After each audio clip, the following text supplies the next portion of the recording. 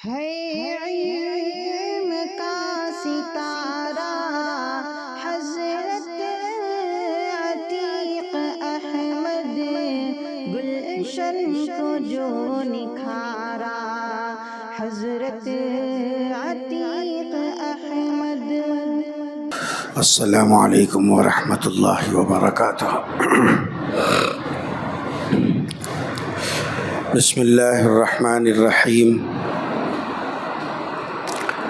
الحمد للہ رب العالمین والصلاة والسلام علی سید الانبیاء والمرسلین۔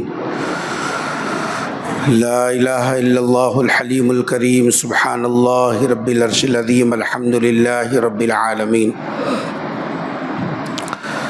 قال اللہ تبارک و تعالی فی کلامہ المجید والفرقان الحمید، فاعوذ باللہ من الشیطان الرجیم، بسم اللہ الرحمن الرحیم۔ فالذین آمنوا بہ، وقال تعالی فالذین ہاجروا واخرجوا من دیارہم واوذوا فی سبیلی، صدق اللہ العظیم۔ قال النبی صلی اللہ علیہ وسلم الدعاء مخ العبادہ۔ وقال عمرو بن جموح رضی اللہ عنہ اللہم لا تردنی الی اہلی۔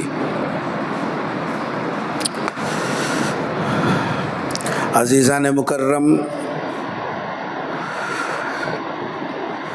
ماہ محرم الحرام کی نسبت سے گزشتہ جمعہ حضور اکرم صلی اللہ علیہ وسلم کے خانوادے سے تعلق رکھنے والے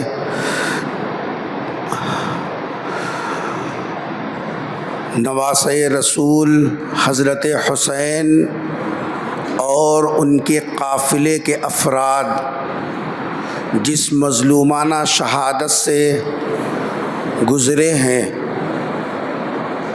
اس کے ضمن میں کچھ تفصیلی باتیں آپ کے سامنے آئیں، اور اس میں یہ مضمون آپ کے سامنے رکھا گیا تھا کہ اظہار محبت کے حدود کیا ہیں اور اظہار غم کے حدود کیا ہیں، اور ان حضرات کی قربانیاں رائگاں نہیں گئیں۔ اس قافلے کی شہادت چار دانگے عالم میں اتنی مقبول ہوئی کہ 14 صدیاں گزرنے کے بعد آج بھی واقع کربلا کو مسلمانوں کے دلوں میں، دماغ میں جگہ ملی، اور ان کی اس قربانیوں کو مسلمان یاد کرنا اور ان کی شہادت کے تذکرے کرنا مسلمان اپنا نصیبہ سمجھتا ہے۔ اسی کے ساتھ ساتھ یہ بات ہمیشہ ذہن میں رکھنا چاہیے کہ صرف وہ ایک قافلہ نہیں تھا جو اسلام کے لیے اپنا تن من دھن لگایا، بلکہ اسلام کی تاریخ ایسے شہداء سے اور ایسے جانبازوں سے اور ایسی قربانیاں پیش کرنے والوں سے بھری پڑی ہے۔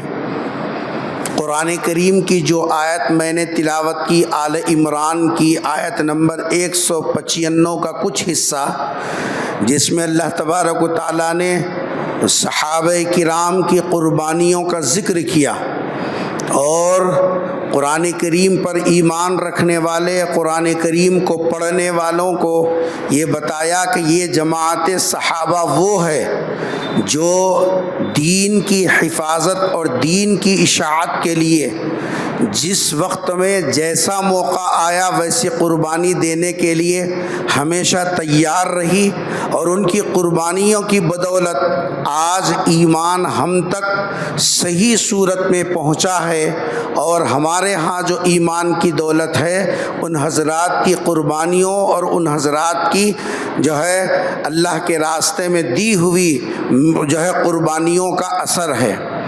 اس لیے ہماری ذمہ داری ہے کہ جہاں ہم نے محرم کی نسبت سے حضرت حسین رضی اللہ تعالی عنہ اور ان کے قافلے کی شہادت کا تذکرہ کرنا باعث خیر و برکت سمجھتے ہیں، وہیں حضرات صحابہ کرام کے عمومی طور پر جس انداز سے قربانیاں ان لوگوں نے پیش کی ہیں اس کو بھی سامنے رکھنا چاہیے، بلکہ ہماری اگلی نسل کو حضرات صحابہ کرام کی سیرت اور ان کی حیات مبارکہ سے اس لیے روشناس کرانا ہے کہ ان کے اندر بھی اسلام کی حمیت اور اسلام کی غیرت ان کے اندر بھی جاگے، اور ساتھ میں ان کے اندر بھی یہ مزاج پیدا ہو کہ جب بھی اسلام پر برا وقت آئے اور جب بھی اسلام کو افراد کی ضرورت ہو تو حفاظت دین کے لیے، اشاعت دین کے لیے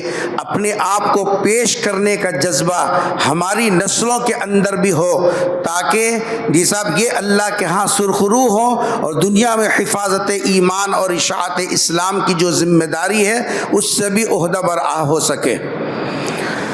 اللہ تبارک و تعالیٰ نے قرآن کریم کے اندر حضرات صحابہ کرام کے سلسلے میں فرمایا فَالَّذِينَ هَاجَرُوا وَأُخْرِجُوا مِن دِيَارِهِمْ وَأُوذُوا فِي سَبِيلِي، صحابہ کی زندگیاں دیکھو اور پرکھو اور پڑھو، ان کے احوال، ان کے حیات مبارکہ کے نشیب و فراز کو دیکھو، کن کن سخت ترین مراحل سے ان کو گزرنا پڑا اور کیسے سخت ترین آزمائشی مراحل ان کے اوپر آئے، لیکن وہ ایسے جیسا مضبوط ارادے کے مالک تھے اور ایسے جیسا فولادی جسم کے وہ مالک تھے کہ بڑے سے بڑا مسئلہ بھی اور بڑے سے بڑے گھمبیر احوال بھی ان کو اپنی جگہ سے ہلا نہ سکے اور اپنے ارادوں پر اوپر جمے رہنے میں ان کے لیے رکاوٹ نہ بن سکے۔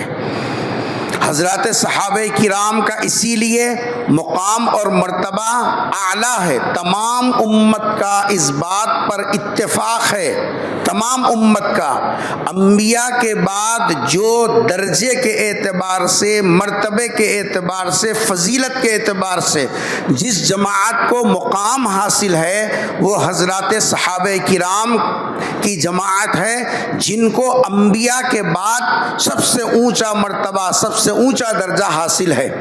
دیکھیے حضرت شیخ احمد سرہندی رحمۃ اللہ علیہ، جن کو مجدد الفسانی رحمۃ اللہ علیہ بھی کہتے ہیں، اپنے مکتوبات میں لکھا کہ صحابہ کرام کا مقام اور مرتبہ سمجھنا ہو تو یوں سمجھو کہ دنیا کے اندر جو آدمی مجاہدے کے بعد، قربانیوں کے بعد ایک ولایت کے کامل درجے کو پہنچتا ہے اور کمال درجے کی ولایت اس کو مل جاتی ہے، جس درجے کو پانے کے لیے کئی مجاہدے کر کے کئی سالوں کی قربانیوں کے بعد میں ایک ولی اپنے درجے میں کمال کے درجے کو پہنچتا ہے، حضرات صحابہ کرام وہ شخصیتیں ہیں، پیغمبر صلی اللہ علیہ وسلم کی پہلی ملاقات میں ان کو وہ مقام مل جاتا تھا جو مقام ولیوں کو اپنی ولایت کے کمال درجے پر پہنچ جانے پر ملتا ہے۔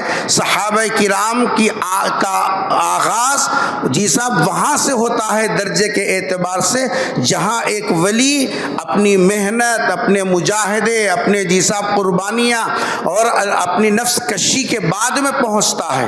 اللہ تبارک و تعالیٰ نبی کی صحبت سے ان کے نور، ان کے قلوب کو ایسے منور اور ایسا مجلہ کر دیتا ہے کہ وہ ایک ہی صحبت کے اندر اتنے اونچے مرتبے پر فائز ہو جاتے ہیں۔ یہ حضرات صحابہ کرام کا اونچا مقام و مرتبہ ہے۔ حضرت عبداللہ ابن مبارک رحمۃ اللہ علیہ سے کسی نے پوچھا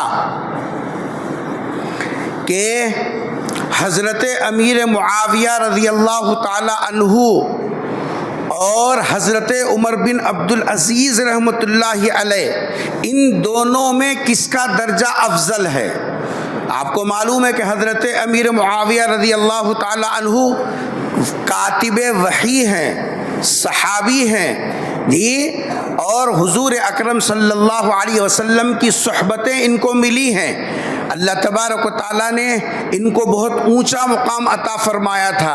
پیغمبر صلی اللہ علیہ وسلم نے حضرت امیر معاویہ رضی اللہ تعالیٰ عنہ کے حق میں دعا کی تھی، اللہم ہادیا مہدیہ، اے اللہ ان کو ہدایت پر بھی جمع اور ان کے ذریعے سے دوسروں کو ہدایت بھی عطا فرما۔ یہ سب یہ ایسے اونچے درجے کے صحابی ہیں۔ اور ان کے مقابل میں ایک تابعی ہے جن کو دنیا حضرت اویس قرنی کے نام سے، حضرت عمر بن عبد العزیز رحمۃ اللہ علیہ، جن کو 5واں خلیفہ کہتے ہیں، دیکھیے جن کے عدالت اور جن کے انصاف کے بارے میں یہ حال تھا کہ ان کی خلافت کے دور میں ایک گھاٹی پر شیر اور بکری پانی پیتے تھے، شیر کی ہمت نہیں ہوتی تھی کہ وہ بکری پر حملہ کر سکے، اور بکری کو اتنا خوف نہیں تھا کہ وہ شیر سے ڈر سکے، کیوں؟ انصاف انہوں نے زمین پر ایسا قائم کیا تھا۔ لکھنے والوں نے لکھا حضرت عمر بن عبد العزیز رحمۃ اللہ علیہ کے دور میں ایسا محسوس ہوتا تھا کہ گویا دنیا کا نظام فرشتوں کے قبضے میں ہے، عمر بن عبد العزیز تو صرف حکومت کر رہے ہیں لیکن نظام سنبھالے ہوئے ہیں فرشتے۔ اتنا امن، اتنا سکون اور اتنا صاحب جو ہے عدل اور انصاف سے دنیا کو بھر دیا تھا حضرت عمر بن عبد العزیز رحمۃ اللہ علیہ، لیکن صحابی نہیں تھے۔ حضرت امیر معاویہ صحابی ہیں جن کو نبی کی صحبت ملی، اور حضرت عمر بن عبد العزیز رحمۃ اللہ علیہ صحابی نہیں ہیں، جی صاحب تابعی ہیں۔ اب پوچھنے والے نے پوچھا کہ یہ صحابی حضرت معاویہ افضل ہیں یا جی صاحب یہ عمر بن عبد العزیز رحمۃ اللہ علیہ یہ افضل ہیں؟ کیا جواب دیا حضرت عبداللہ ابن مبارک رحمۃ اللہ علیہ نے؟ وہ جواب بتا رہا ہے صحابی کے درجے کو کوئی آدمی کتنی محنت کر لے، کتنی مشقت کر لے، کتنے اونچے ولایت کے مقام پر پہنچ جائے اور کیسی ہی کچھ جی صاحب جو قربانیوں کے راستے سے گزرے، لیکن صحابی کے مرتبے کو نہیں پہنچ سکتا۔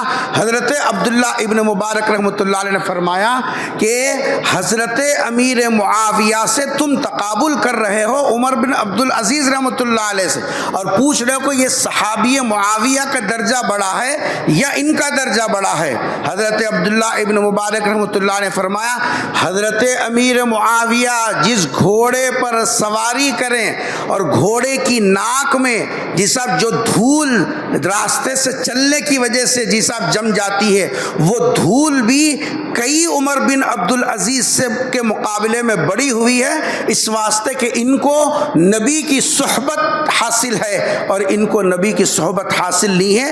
اندازہ کیجئے صحابی کا مقام کتنا اونچا ہے، صحابہ کرام کا درجہ کتنا اونچا ہے، صحابہ کرام کے مقام و مرتبے کتنے اونچے ہیں، اور کیسی فضیلتیں حضرات صحابہ کرام کو حاصل ہیں۔ یہ سب کس بنیاد پر؟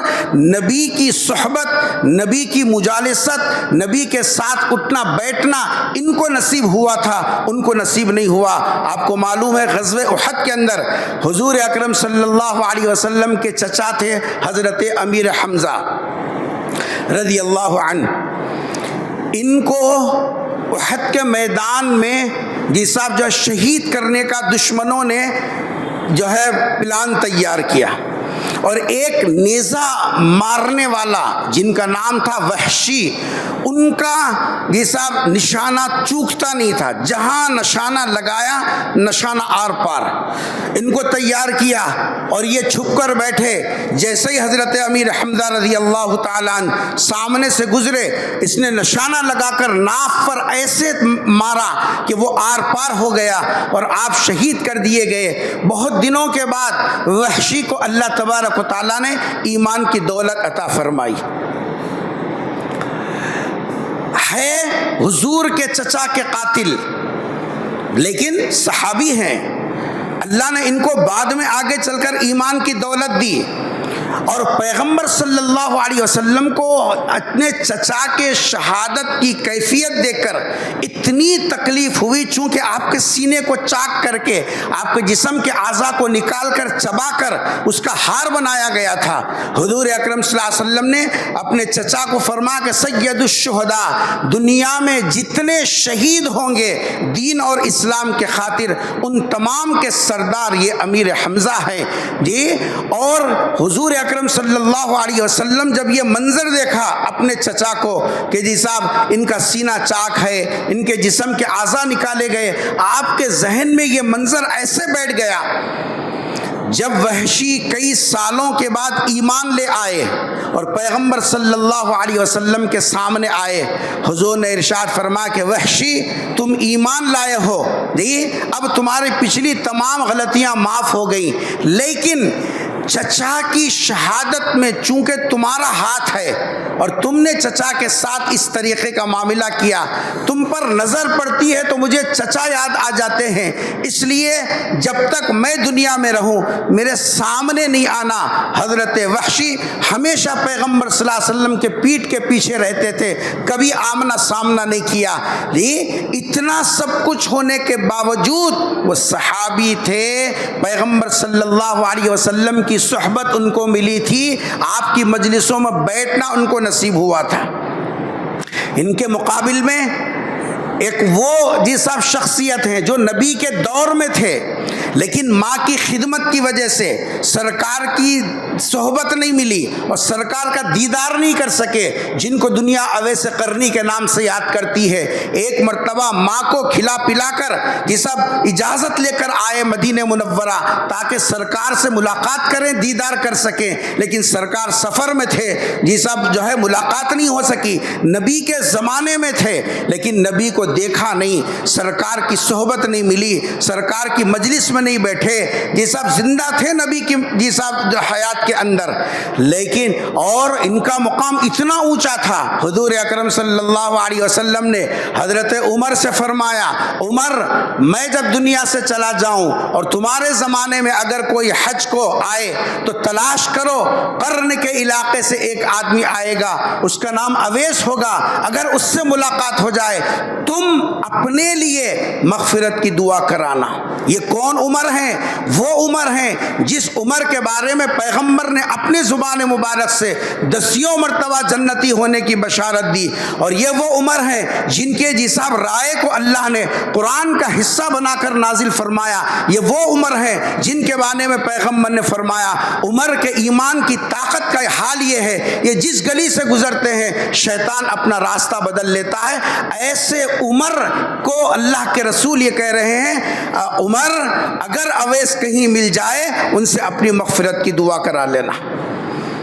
امام احمد شیخ سرہندی رحمۃ اللہ علیہ نے اپنے مکتوبات میں لکھا، ایک طرف وحشی ہے جی جنہوں نے حضور کے چچا کو جی صاحب قتل کرنے میں اپنا کردار ادا کیا جی، اور پیغمبر صلی اللہ علیہ وسلم نے ان سے کہا تھا تم سامنے نہیں آنا جی صاحب، مجھے اپنا چہرہ نہ دکھانا کیونکہ تمہارا چہرہ جب دیکھتا ہوں میرے چچا یاد آ جاتے ہیں۔ ایک طرف وحشی ہیں لیکن ہے صحابی، حضور کی صحبت ملی، حضور کی مجلسوں میں شریک ہونے کا موقع ملا، اور دوسری طرف وہ اویس ہیں حضور کے زمانے میں تھے، ماں کی خدمت کی وجہ سے حضور اکرم صلی اللہ علیہ وسلم کا دیدار نہیں ہوا، اور حضور نے ان کی فضیلت میں ارشاد فرمایا عمر اگر مل جائے تو مغفرت کی دعا کرا لینا۔ جی صاحب جو ہے مجدد الفسانی رحمۃ اللہ علیہ نے لکھا، یہ دونوں کو اگر آپ تقابل کر کے دیکھیں گے جو ہے جو مقام وحشی کا ہے، جو مقام وحشی کا ہے اویس قرنی اس مقام کو نہیں پہنچ سکتے، اس واسطے کہ اب جو ہے وحشی کو حضور کی صحبت حاصل ہے اور اویس قرنی کو حضور اکرم صلی اللہ علیہ وسلم کی صحبت نہیں ملے۔ تو یہ مقام تھا حضرات صحابہ کرام کا، دین کے لیے اور ان کی اس کی حفاظت کے لیے اور اس کی اشاعت کے لیے حضرات صحابہ کرام نے ایسے ایسے مراحل طے کیے جس کو سن کر آج یقین کرنا مشکل ہو جاتا۔ قرآن کریم کے جو آیت میں نے پڑھی اس کے اندر اللہ تبارک و تعالیٰ نے وہ کس راستے سے گزارے گئے اور کیسے مراحل سے ان کو گزرنا پڑا اس کا تذکرہ کیا۔ فَالَّذِينَ هَاجَرُوا، حضرات صحابہ کرام کے اندر کچھ اوصاف ایسے تھے نبی کی صحبت اور مجالست کے علاوہ کہ وہ اوصاف ان کو ان کے مرتبے اور مقام کو مزید اضافہ کر دیا۔ پہلی صفت جیسا دین کی حفاظت اور اشاعت کے لیے حضرات صحابہ کرام نے ہجرت والا عمل اختیار کیا. اپنے وطن کو چھوڑنا، اپنے گھر کو چھوڑنا، اپنے بیوی بچوں کو چھوڑنا، اپنے علاقے کو چھوڑنا، اور صرف مقصد یہ ہے کہ اللہ راضی ہو جائے، جی دین کی حفاظت ہو جائے، اسلام کی اشاعت ہو جائے. وہ لوگ جن تک ابھی کلمے کی دولت نہیں پہنچی، وہ لوگ جو ابھی تک اپنے خدا کو نہیں پہچان سکے، وہ لوگ جو اب تک اپنے پیدا کرنے والے کو پہچاننے کے سلسلے میں فکر مند نہیں ہوئے، ان تک پہنچ کر ان کو اللہ کا تعارف کروانا اور ان تک جی صاحب اللہ کا کلمہ پہنچانا. یہ فکروں نے حضرات صحابہ کرام کو اپنا وطن چھوڑنے پر مجبور کیا. یہ اپنے وطن کی محبت کو، اپنے اہل و عیال کی محبت کو اور اپنے علاقے کی محبت کو قربان کر کے وہ اللہ کے راستے میں نکل کھڑے ہوئے ہجرت کرنے کے واسطے. اور ایسے ہجرت کی صحابہ کی تعداد معلوم ہے، 1.25 لاکھ سے زیادہ حضرات صحابہ کرام کی تعداد ہے. لیکن مدینہ منورہ میں 10,000 سے زیادہ صحابہ کرام کی قبریں نہیں ملتی. بقیہ سب کے سب کہیں قسطنطنیہ میں ہے، کہیں جی صاحب ایران میں ہے، کہیں فلاں جگہ ہے. یہ سب کیوں نکلے ہیں؟ یہ ہجرت کیے ہیں دین کے خاطر، اللہ کے جی صاحب بندوں کو اللہ سے متعارف کروانے کے خاطر اور دین اور اسلام کے پیغام کو عام کرنے کے خاطر ان لوگوں نے اپنے وطن کو چھوڑنے کا قدم اٹھایا. اللہ تعالیٰ فرما رہے ہیں فَالَّذِينَ هَاجَرُوا، ہجرت کہتے ہیں اپنے علاقے کو چھوڑنا. کیسا چھوڑا صاحب؟ میرا بولنا آسان ہے، آپ کا سننا آسان ہے، لیکن ہجرت اس مشکلات کے اندر انہوں نے کیا. وہ اپنی جگہ سے ہلا دیے گئے. اگر ان کی جگہ کوئی دوسرا ہوتا یا ہم جیسے جی صاحب کمزور ایمان والے ہوتے، 1 سیکنڈ اس کو برداشت نہیں کر سکتے، 1 سیکنڈ اس کو برداشت نہیں کر سکتے. ایسی سخت ترین جی صاحب جو ہے مراحل سے ان کو گزرنا پڑا. ایک صحابی ہے، ان کا نام ہے ابو سلمہ رضی اللہ عنہ. یہ ہجرت کرنے کا ارادہ کیا، ہجرت کرنے کا ارادہ کیا، بیوی اور بچے کو بھی لے جانے کا ارادہ کیا کہ پورے گھر کے سمیت میں ہجرت کروں. اونٹنی لی، گھر والی کو بٹھایا، اپنے بچے کو بٹھایا، خود سوار ہوئے اور مکے سے نکلنے لگے. مکے کے سرداروں کو جب معلوم ہوا کہ ابو سلمہ اپنے بیوی اور بچے کے ساتھ مدینے کا رخ کر رہا ہے، تو مکے کے لوگ تو تلاش میں رہتے تھے، کوئی اگر ایسا مل جائے تو اس کو روک لیں. چنانچہ مکے کے لوگ پہنچے اور کہا کہ خبردار، تم اپنے گھر والوں کے ساتھ جو ہے مکہ چھوڑ نہیں سکتے، اس واسطے کہ یہ لڑکی جو تمہاری بیوی ہے یہ مکے کی لڑکی ہے، مکے کی بچی ہے. تم کہاں لے کر جا رہے ہو ہمارے علاقے کی بچی کو؟ ہرگز جانے نہیں دیں گے. جب یہ قبیلے کے لوگ آئے اور کہا کہ ابو سلمہ تم جانا چاہو تو جاؤ، ہماری بچی کو نہیں لے جانا، انہوں نے ماں اور بچے کو ایک طرف کر لیا. قبیلے کے لوگوں نے، ددیالی خاندان والوں کو معلوم ہوا کہ ان کا بیٹا جا رہا ہے، لیکن ان لوگوں نے ماں اور بچے کو لے لیا. تو یہ ددیالی خاندان والے آ کر انہوں نے کہا جب بچی کو تم شوہر کے ساتھ نہیں جانے دیتے تو یہ بچہ تو ددیال کا ہوتا ہے، لاؤ ہم اپنے پوترے کو جانے تمہارے حوالے نہیں کرتے.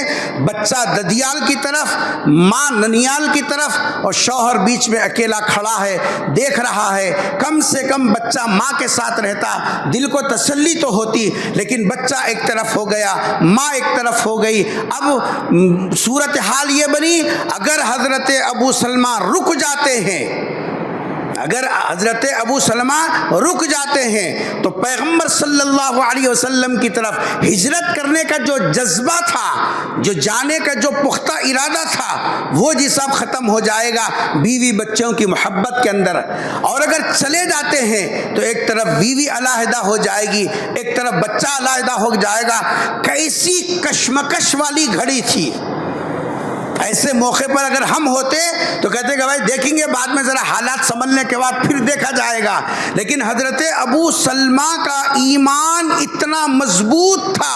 حضرت ابو سلمہ جانتے تھے یہ اس وقت میں میری ایمانی آزمائش ہو رہی ہے. کہا تم دونوں کو میں اللہ کے حوالے کرتا ہوں. میں جس ارادہ کو لے کر کھڑا ہوا میں مدینہ جاؤں گا. یہ جی صاحب مدینے کی طرف چلے. ایک دن 2 دن نہیں 7 دن تک یہ ماں اپنے گھر سے نکلتی. جس جگہ پر بچے کو چھین لیا گیا تھا وہ بچے وہ جگہ پر آ کر روتی رہتی صبح سے شام تک. ہائے میرا بچہ, ہائے میرا شوہر, کیا جرم کیا تھا ان لوگوں نے مجھ سے. بچے کو بھی الگ کر دیا, شوہر کو بھی الگ کر دیا. اور ادھر مدینہ پہنچنے کے بعد حضرت جی صاحب جو ہے ابو سلمہ حضور کی مجلس میں بیٹھتے, خاموش رہتے, بجھے رہتے. حضور نے پوچھا کہ کیا بات ہے, کیوں پریشان ہو؟ کہنے لگے اللہ کے رسول میں جب ہجرت کر کے آ رہا تھا جی صاحب سسرال والوں نے بچی کو روک لیا اور میرے گھر والوں نے بچے کو چھین لیا. مجھے بچے کی اور بیوی کی رات ہوتی ہے تو مجھے بیوی اور بچے یاد آتے ہیں. میں اس فکر میں ہوں کہ یہ کیا ہو گیا اور کیا گزر رہی ہے ان کے اوپر. حضور اکرم صلی اللہ علیہ وسلم نے فرمایا گھبراؤ نہیں, تم نے جو قربانی دی ہے یہ اللہ کے ہاں تمہارے مرتبے اور مقام کو اونچا کرنے والی ہے. یہ ہجرت اس طریقے سے صحابہ کرام نے اپنے آپ کو اللہ کے راستے میں نکالا اور اس طریقے سے انہوں نے قربانی دی. یہ وصف تھا, یہ عادت تھی, یہ طریقہ تھا جس کی وجہ سے ان کا مقام اور مرتبہ اللہ تبارک و تعالیٰ نے آج تک عزت کے ساتھ ان کا نام لیا جاتا ہے. قرآن کیا کہتا ہے؟ فَالَّذِينَ هَاجَرُوا, یہ وہ لوگ ہیں جو اپنا گھر بار چھوڑ کر, اپنا وطن چھوڑ کر اللہ کے لیے, حفاظت دین کے لیے اور اشاعت اسلام کے لیے نکل کھڑے ہوئے. ایک صحابی ہیں, غزوہ احد کا موقع تھا.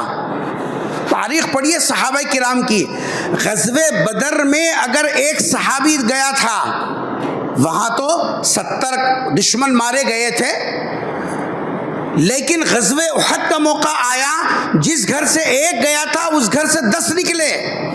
کوئی یہ نہیں سوچا کہ بھئی گزشتہ گیا بس کام ہو گیا اب نہیں نکلنا ہے. نہیں, جس گھر سے ایک گیا تھا اس گھر سے 10 نکلے. اس کے بعد تقاضا آیا, گھر کا گھر نکلا. احد کا موقع ہے, اسلام کی دوسری بڑی جنگ ہے. ایک صحابی جو تھے لنگڑے, ان کا نام تھا عمر ابن جموح رضی اللہ تعالی عنہ.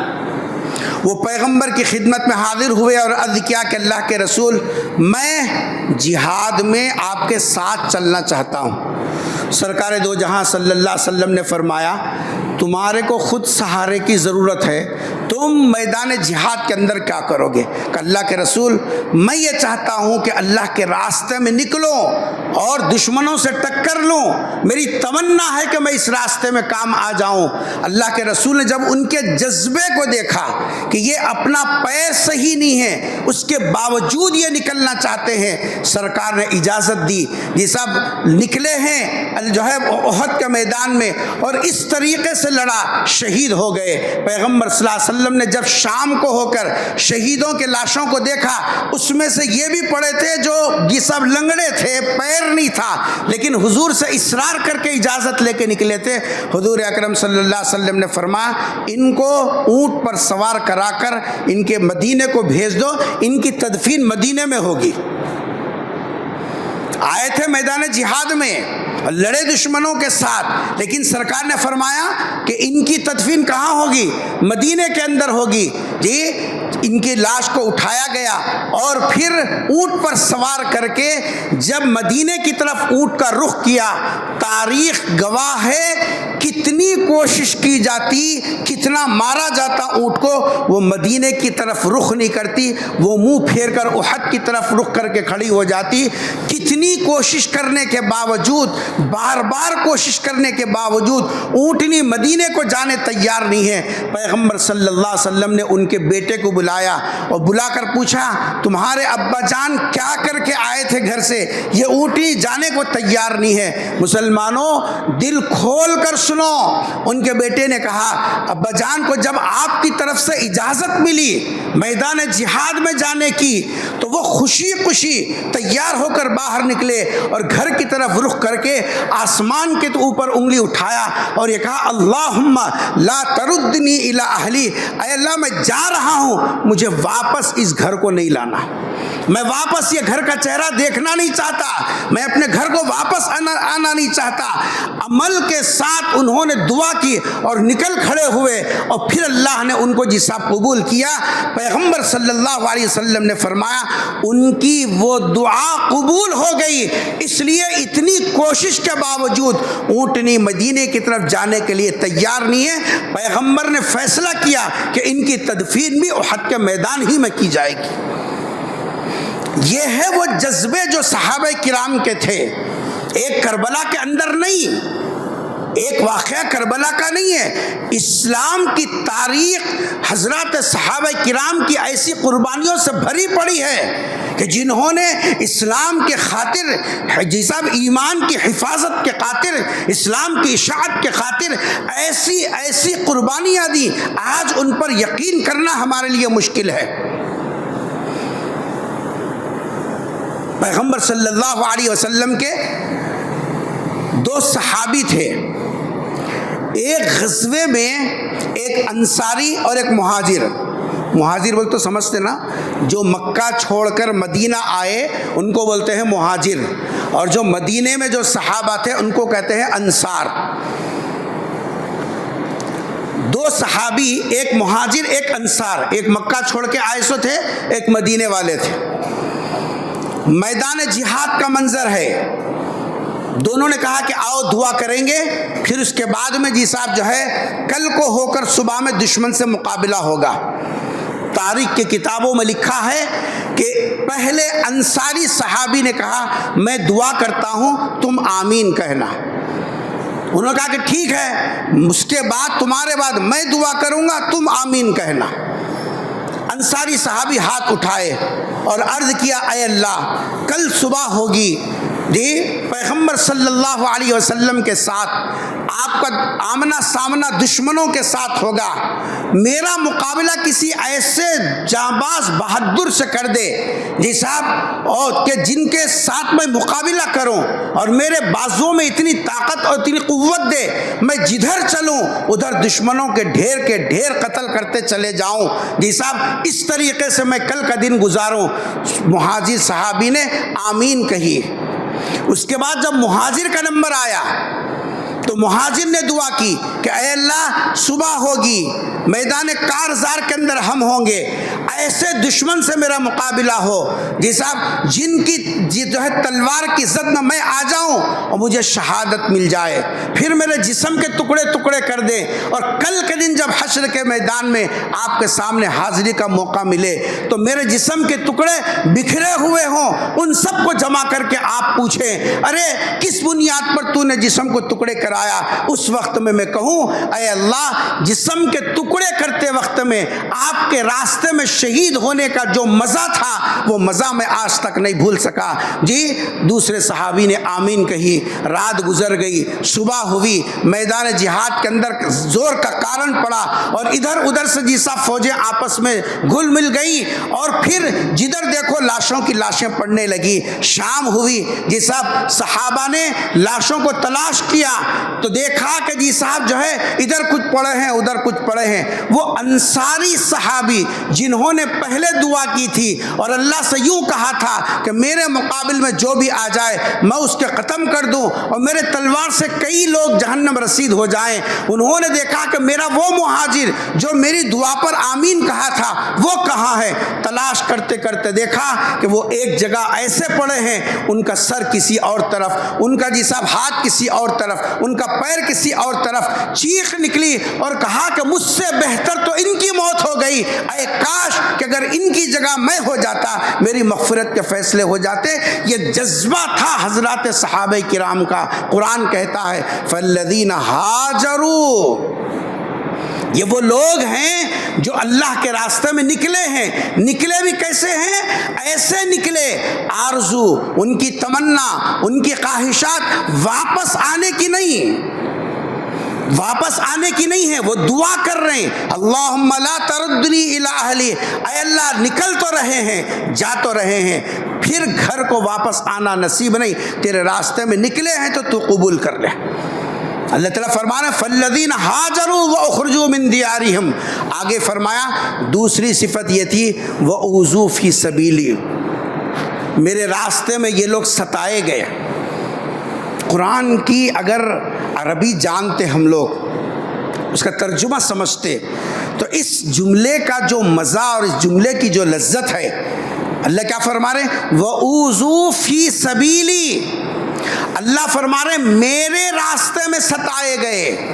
کوئی آدمی مرتا ہے ملک کے لیے، کوئی آدمی مرتا ہے مال کے لیے، کوئی آدمی مرتا ہے عہدے کے لیے، کوئی آدمی اپنی خاندانی عصبیت پر مر جاتا ہے، لیکن اللہ فرما رہے ہیں یہ اس لیے مرنے والے نہیں ہیں بلکہ یہ میرے راستے میں ستائے گئے، پریشان کیے گئے. اللہ تعالیٰ ان کے مصیبتوں کے سہنے کو بھی قرآن کے اندر ذکر کر کے بتلا دیا.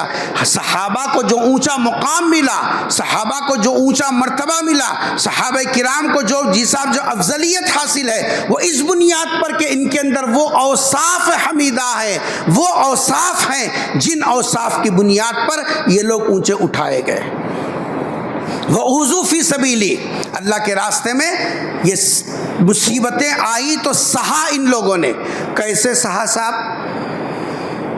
غزوہ موتا کا موقع ہے، حضور اکرم صلی اللہ علیہ وسلم نے صحابہ کرام کو جمع کیا اور ارشاد فرما کہ دیکھو یہاں سے تم جاؤ گے، دشمن کا مقابلہ ہوگا، سب سے پہلے اسلامی علم اور جھنڈا یہ حضرت جعفر طیار کے ہاتھ میں ہوگا. کس کے ہاتھ میں ہوگا؟ جعفر طیار کے ہاتھ میں ہوگا. جعفر ان کا نام تھا، جعفر کے ہاتھ میں ہوگا. اگر یہ شہید ہو جائیں، سرکار یہاں مدینے میں فرما رہی، کیا اشارہ دے رہے ہیں کہ اس راستے میں تمہارا شہید ہونا مقدر ہو چکا. یہی تو فرما رہے ہیں اگر یہ شہید ہو جائیں تو یہ جھنڈا نیچے گرنے نہیں دینا. مسلمانوں کا امیر ہے یہ، اگر یہ شہید ہو جائیں ان کی جگہ زید بن حارثہ ان کی جگہ امیر بن کر ان کے ہاتھ میں جھنڈا ہوگا. حضور نے کچھ توقف کرنے کے بعد ارشاد فرما اگر زید بن حارثہ بھی شہید ہو جائیں، کیا بتا رہے ہیں آپ؟ پیغمبر صلی اللہ علیہ وسلم کیا فرما رہے ہیں؟ اگر یہ بھی زید بن حارثہ بھی شہید ہو جائیں، یعنی اتنا گھمسان کارن پڑے گا کہ پہلے بھی شہید ہو جائیں گے، دوسرے بھی شہید ہو جائیں گے. اگر یہ شہید ہو جائیں، عبداللہ بن رواحہ تیسرے نمبر پر، جی صاحب یہ علم جی صاحب سنبھالیں گے. پیغمبر صلی اللہ علیہ وسلم نے مدینے میں صحابہ کو کھڑا کر کے جب یہ جی صاحب گفتگو کی، تصور کرو اگر پہلے سے کسی کو یہ اطلاع مل جائے کہ تم ختم ہو جانے والے ہو، تمہاری زندگی کا یہ آخری سفر ہے، جی اب تم کو گھر دیکھنا نصیب نہیں ہوگا، بیوی بچوں سے ملنا نصیب نہیں ہوگا، کیا کوئی تیار ہوگا اس کام کے لیے؟ ہم ہوتے تو کہتے اذهب انت وربک فقاتلا انا ہاہنا قاعدون، تم جاؤ تمہارے رسول اور تمہارا خدا جا کے لڑو، ہم تو یہاں بیٹھے رہیں گے، ہم اس مسئلے میں آنے والے نہیں ہیں. لیکن حضرات صحابہ کرام کا جذبہ کیا تھا؟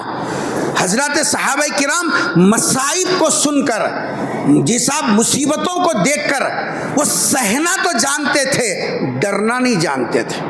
ان کو معلوم تھا ہمارے مصیبتوں کے سہنے کی وجہ سے اسلام پھلتا بھی ہے، اسلام پھولتا بھی ہے، اسلام پھیلتا بھی ہے اور اسلام کی اشاعت بھی ہوتی ہے. جی وہ یہ جانتے تھے اگر ہم نے آج ڈٹ کر جی صاحب موقف اپنے آپ کو جمایا نہیں تو پھر آگے اسلام کا پھیلنا مشکل ہے.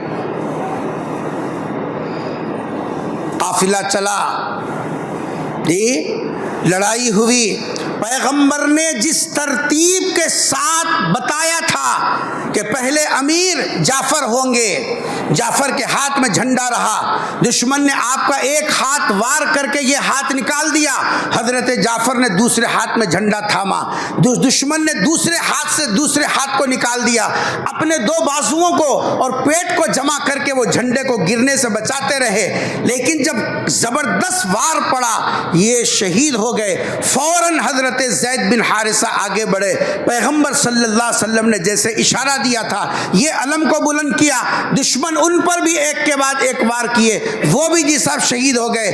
آگے بڑھ کر تیسرے عبداللہ بن رواحہ، یہ بھی جی صاحب جو ہے آگے بڑھ کر جھنڈے کو جی صاحب تھام لیا۔ جنگ ختم ہوئی، حضور اکرم صلی اللہ علیہ وسلم مدینہ منورہ آئے حضرت جعفر کے گھر۔ کس کے گھر آئے؟ حضرت جعفر کے، جو پہلے شہید ہوئے تھے۔ ان کے چھوٹے بچے تھے، کچھ بچیاں تھیں، بچے تھے، چھوٹے بچے۔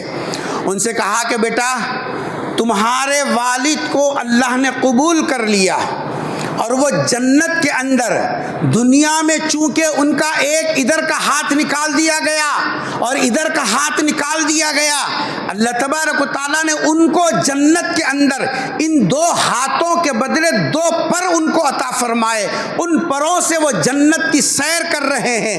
اگر تم چاہو تو میں بتا دوں جنت کے اندر کیسے تیر رہے ہیں، اور اگر نہیں چاہتے تو پھر یہ سنو کہ جی صاحب تمہارے باپ اللہ کے راستے میں شہید ہو گئے، مصیبتوں کو سہا ہے، آج سے تمہارا باپ اگر ہے تو وہ محمد ہے، تمہاری ہر چھوٹی بڑی ضرورت میں جی صاحب خیال رکھوں گا۔ اس تاریخ سے ان کا نام جعفر طیار پڑا۔ طائرتن کے معنی پرندہ، ان کو جی صاحب طیار اس لیے کہتے ہیں کہ پیغمبر نے جی صاحب گواہی دی کہ اللہ نے ان کے شہادت کے بعد میں ان کے دو ہاتھوں کے بدلے میں دو پر ان کو عطا فرمائے۔ کیسی مصیبت ان کے اوپر آئی، کیسی مصیبت ان کے گھر والوں پر آئی، ان چھوٹے بچوں کے دلوں پر کیا گزرا ہوگا۔ اللہ فرما رہے وَأُوذُوا فِي سَبِيلِي، یہ وہ طبقہ ہے، یہ وہ جماعت ہے جو میرے لیے میرے راستے میں ہر قسم کی مصیبت کو سہنا یہ جانتے۔ ایک صحابی ہے جن کو عرف عام میں ذوالبجادین کہتے ہیں، یہ ان کے چچا کے زیر پرورش تھے۔ جب ایمان لانا، موت کو گلے لگانا تھا، کلمے کا اقرار کرنا، مصیبتوں کا دروازہ کھول لینا تھا، ان کو جب پیغمبر صلی اللہ علیہ وسلم کی نبوت اور آپ کی دعوت ان کو معلوم ہوئی، ان تک پہنچی، تو ان کے دل کے اندر بے چینی، بے قراری بڑھ گئی اور قریب تھا کہ یہ ایمان قبول کر لیتے۔ چچا کو بھنک پڑ گئی۔ چچا نے کہا تیرا اچھا برا تو میں دیکھتا ہوں، تیرا کھانا پینا خرچہ ورچہ سب میں برداشت کرتا ہوں، اگر تو نے ان کا مذہب قبول کیا، یہ جتنی سہولتیں تجھے حاصل ہے میرے گھر سے وہ سب میں روک لوں گا۔ دیکھیے ایک وقت کا نوالا اگر کم ہو جائے تو ہم سوچنے پہ پڑ جاتے ہیں، ایک مہینہ اگر تنخواہ نہ ملے تو ہمارے تیور بدل جاتے ہیں جی، اور ہمارے جو ہے ہمارے مزاج کے اندر تبدیلی آ جاتی ہے، جبکہ ان کو صاف بتایا گیا اگر ایمان تم نے قبول کیا یہ جتنی سہولتیں تم کو دی جا رہی ہیں یہ چھین لی جائیں گی۔ پھر وہی ہوا جب انہوں نے کلمے کا اقرار کر لیا، چچا کو معلوم ہوا، سب سامان چھین لیا، حتیٰ کہ یہ وہ صحابی ہیں جن کے جسم کے کپڑے بھی اتار لیے گئے،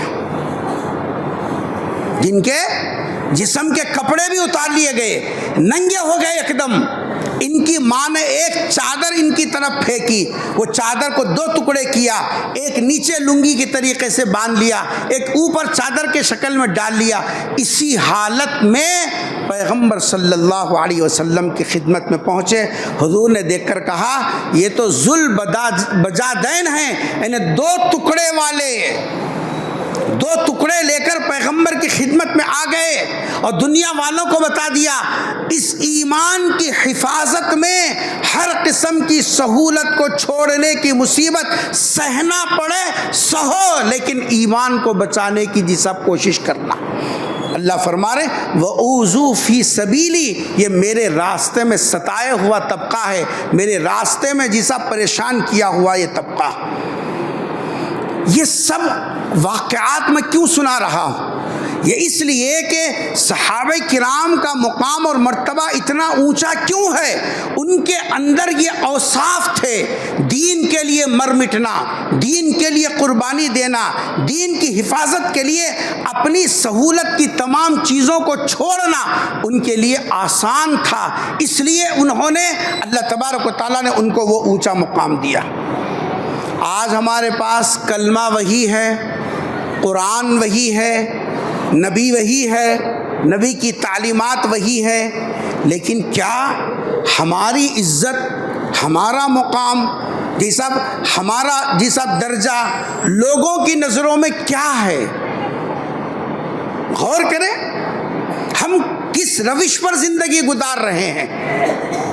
کیا ہمارے اندر وہ اوصاف، جن اوصاف کو قرآن نے ذکر کیا کہ یہ دین کے واسطے قربانی دینے کے لیے تیار ہیں، حفاظت دین اور اشاعت اسلام کے لیے یہ اپنے وطن کی، اپنے گھر کی، اپنے سہولت کی، اپنے آرام کی قربانی دینے کے لیے تیار ہیں؟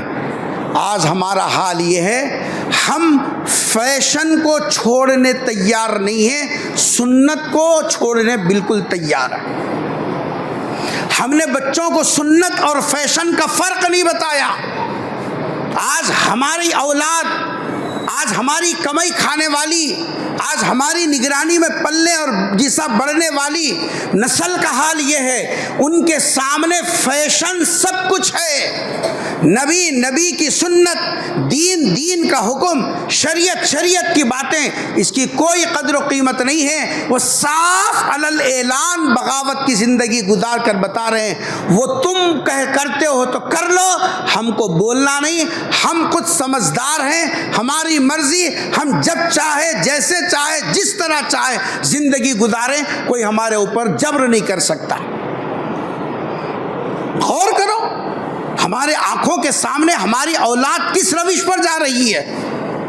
ایک سنت کے جنازے جیسا ہمارے نظروں کے سامنے نکل رہے ہیں، لیکن ہم کو اتنا احساس نہیں ہے کہ ہم اپنی اولاد کو یہ سب سمجھائیں، وہ کلام، وہ جیسا شریعت کی اصل بنیاد ان کے سامنے رکھیں، ان کے اندر وہ اسپرٹ پیدا کریں، یہ فیشن کے دیوانے ہونے کے بجائے سنت کے دل دادا بن جائیں۔ ہم نے کبھی سنجیدگی کے ساتھ ایسی کوشش نہیں کی۔ ہم میں سے کتنے ہیں جن کا قرآن درست ہے؟ ہم میں سے کتنے ہیں جن کو نماز کے ٹوٹے جانے کے جو جیسا مفسدات صلاۃ جس کو کہتے ہیں، جن اعمال کی وجہ سے نماز ٹوٹ جاتی ہے، کتنے ہیں ہم میں سے ان کو جیسا مفسدات صلاۃ معلوم ہو؟ ایمان کن چیزوں سے نکل جاتا ہے؟ کون سے ایسے کام ہیں جن کاموں کی وجہ سے کلمہ پڑھنے کے باوجود ہم ایمان سے ایسے نکل جاتے ہیں جیسے کہ گوندے ہوئے آٹے میں سے بال نکال لیا جاتا ہے، ہم سے ایمان ویسے رخصت ہو جاتا ہے، کسی کو پتا ہے وہ کیا اعمال ہیں؟ نہ کبھی ہم نے اس طرف فکر کی، نہ ہماری اولاد کو ہم نے بتایا۔ نتیجہ کیا ہے؟ آج ہماری زندگیاں، ہماری آنے والی نسلوں کی زندگیاں ایمان پر کامل ہیں، کوئی گارنٹی نہیں ہے، کوئی گارنٹی نہیں ہے۔ ہم نے اس کے لیے کوئی تگودو کی نہیں، بس رہ گئی رسم ازاں روح بلالی نہ رہی۔ دنیا والے بس کبھی جمعہ کو جی صاحب کچھ اپنے اندر تبدیلی لا لیے تو ہم ویسے جمعہ کو کچھ کام کر لیے، سال میں ایک آدھ مرتبہ رمضان آ گیا تو کچھ ہلچل بتا لیے، بس اس سے ہٹ کر اپنے اندر وہ جذبہ، جس جذبے کی وجہ سے آسمان سے ان کی تائید میں قرآن کی آیتیں اترتی تھی، ویسے جذبے ہمارے اندر موجزن نہیں ہیں۔ معمولی جی صاحب بہانوں کے اوپر ہمارے بچوں کا حال یہ ہے، گھر چھوڑ کر مسجد کو آنے تیار نہیں، گھر چھوڑ کر۔ یہ اسلام کے لیے وطن کیا چھوڑیں گے؟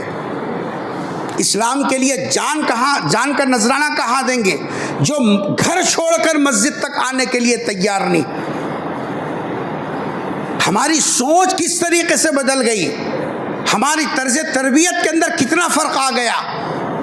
صرف ایک وقت کے لیے دنیا والے واقع کربلا چیختے رہے، ہم بھی چیخے، جیسے وہ ناچے ہم بھی ناچے، جیسے وہ کام کرتے رہے ہم بھی کرے، لیکن کبھی سوچا حضرت حسین رضی اللہ تعالیٰ عنہ یا ان کا قافلہ جو 72 افراد پر مشتمل تھا، وہ دین کے ایک اصول کے ٹوٹنے کو یہ سب بچانے کے خاطر اپنے جان کا نذرانہ، اپنے قافلے کا نذرانہ، اپنے خاندان کا نذرانہ، اپنے کنبے کا نذرانہ پیش کر کے 14 صدیاں گزرنے کے بعد بھی یہ دعوت فکر دے رہا ہے دین کی حفاظت کے لیے کٹنے کا موقع آ جائے کٹ جانا، مگر دین کے اصول کو گرنے نہیں دینا۔ یہ اصل میں مومن ہونے کی نشانی ہے۔ ہم نے واقع کربلا سے سیکھا کیا؟ روٹے کہاں سے اچھے ملتے وہ لا کے کھاؤ، شربت کہاں کا اچھا ملتا وہ استعمال کرو، کربلا کہاں زیادہ بھرتا وہاں جاؤ، بندروں کا گیم کہاں کھلاتے وہاں پہنچو جی صاحب، اور منتیں جن دھٹیوں کے ساتھ ماننے کے لیے لوگ کرتے وہاں جاؤ۔ ہم نے کربلا سے یہ پیغام سیکھا، ہم نے محرم کے اندر یہ کام کیا، اور اپنے آپ کو سچے اور پکے مسلمان بتا رہے ہیں، جبکہ وہ جذبے جن بنیادوں پر قرآن اعلان کر رہا ہے فَالَّذِينَ هَاجَرُوا وَأُخْرِجُوا مِن دِيَارِهِمْ وَأُوذُوا فِي سَبِيلِي، یہ ہے وہ طبقہ جو اللہ کی نظر میں جچنے والا، اللہ کی نظر میں قابل قدر بننے والا، جو دین کے لیے اپنے آپ کو قربانی کے واسطے پیش کرتا ہے، وہ اصل میں اللہ تبارک و تعالیٰ کے پاس درجہ پاتا۔ اس لیے اس موقع پر ہم سب کو یہ فکر کرنی چاہیے کہ ہماری زندگیوں کا رخ فیشن کی طرف، یورپی تہذیب کی طرف اور نقالی کی طرف جو جا رہی ہے، اس کے اندر ہمارے لیے نجات نہیں ہے۔ ہمارے لیے نجات، ہمارے لیے عزت وہ پیغمبر صلی اللہ علیہ وسلم اور آپ کے صحابہ کی سیرت کے اندر ہے۔ حضور نے خود گارنٹی دی بِأَيِّهِمْ اِخْتَدَيْتُمْ اِهْتَدَيْتُمْ، صحابہ کی جو ہے تم نقل کرو گے ہدایت کے راستے پر رہو گے، اور یہی صراط مستقیم ہے۔ اللہ سے دعا ہے کہ اللہ تبارک و تعالی ہم سب کو حضرات صحابہ کرام کی سیرت کو اپنانے اور ان کی نقل کرنے کی توفیق نصیب فرما۔ اے اللہ ہم سب کی طرف سے تمام شہداء کربلا کو جزا خیر عطا فرما۔ اے اللہ دین اسلام کے لیے جتنے اسلامی شہداء ہیں اللہ سب کو جزا خیر عطا فرما، سب کے درجوں کو بلند فرما، ان کی حیات سے اے اللہ عبرت حاصل کرنے کی توفیق نصیب فرما، ان کی نقل کرنے کی توفیق نصیب فرما۔ اے اللہ آخرت میں ان کے سائے میں ہمارا حشر فرما، پیغمبر صلی اللہ علیہ وسلم کے سامنے رسوا ہونے سے ہم سب کی حفاظت فرما دے۔ رب اغفر وارحم وانت خیر الراحمین۔ سبحان ربک رب العزة عما یصفون وسلام علی المرسلین والحمد للہ رب العالمین۔